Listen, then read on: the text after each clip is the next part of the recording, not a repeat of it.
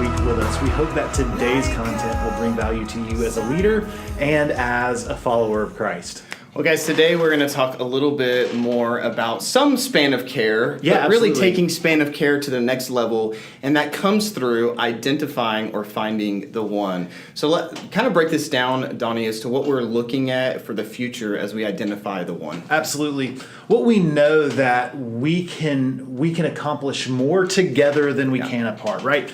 And our goal in life groups and life missions is to engage as many relationships as possible. And what we know is that in your groups, in the circles of influence that you guys have, so whether it's your life group, maybe you're a community leader and it's that network of life group leaders you lead, or maybe you're a community leader coach and it's the network of community leaders you lead. We know that there is a ton of leadership potential sitting throughout our location. And what we want to be able to do is we want to be able to grow a pipeline of leaders that are really going to contribute more and more and more to the focus that we get to bring to our organization in the area of life groups and life missions. Right. So when we talk about finding the one, we find that one leader who is kind of stands out. Maybe you just have a better connection with them personally, or maybe you have a better connection with them relationally, and you notice that they're just investing a little bit more time or energy into the relationships. You see some outstanding potential in them to maybe lead a life group one day if they're in your life group, or maybe you're a community leader and you know this person has the ability to care for other life group leaders in a unique way. When we find the one, what it allows us to do is it allows us to multiply our influence and set ourselves up to grow from the inside. Yeah.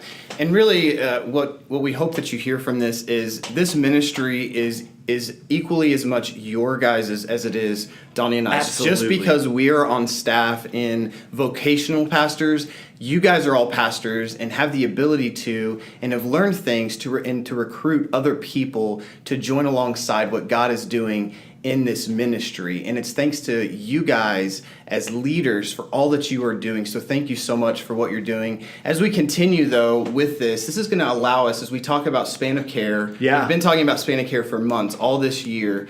So how does this, this is going to translate more or less into, instead of just one or a few people being able to be invested into, it's multiple people being invested into. So it's, if you're a community leader and you have 5 life group leaders, and you see one that's really awesome, now they're going to be able to one day care for 5 other life group leaders. Right. It's a natural growth strategy. Yeah. And what we've done for so long is we've made these big, huge pushes from stage. Yep. And that may be how you got started leading a life group. And we're not going to stop doing that. But what we know comes even more it's more meaningful when you have somebody who's pouring into you, who's helping you grow and strengthen. What we see a lot, and this is just what we see a lot, is the reasons we have to close life groups is because the leader steps away, whether they move away or unfortunately sometimes they start attending somewhere else,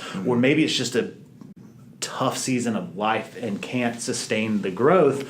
Well, the group a lot of times dissipates because there's no leadership else there established. So if we can find the one, if you can find that co-leader, whether you're a community leader, a life group leader, whatever your role is, if you can find that one, then there's somebody that's in place to lead in your absence. There's somebody also ready to take the reins and maybe launch a new group, and they've had the opportunity to learn from your leadership. So when they step into leading for the first time, they're able to step in with confidence and really make a difference in the new role. Yeah. So what some of you have been doing great at this, by the way. That's how we came up with this idea. Is we have seen leaders need to step away, but they themselves have already identified someone else to take over a life group. Right. And so the group continues to meet. what we're trying to avoid is when someone has to take that step away, whether it's moving or anything that Donnie talked about, and then the group just dissipates. We all know the value and the importance of relationships that are centered on Jesus, and we want those to continue to thrive. And the way that happens is through your leadership and being able to identify just one person over the next month or two. If you have questions, though, please feel free to reach out to Donnie and I. We would love to answer any of those questions. Yeah, and as you find that one, let us know, because we want to be able to be praying for you. We want to be able to support you as you invest into that relationship more and more. We actually have a track set up to be able to help you do that even better.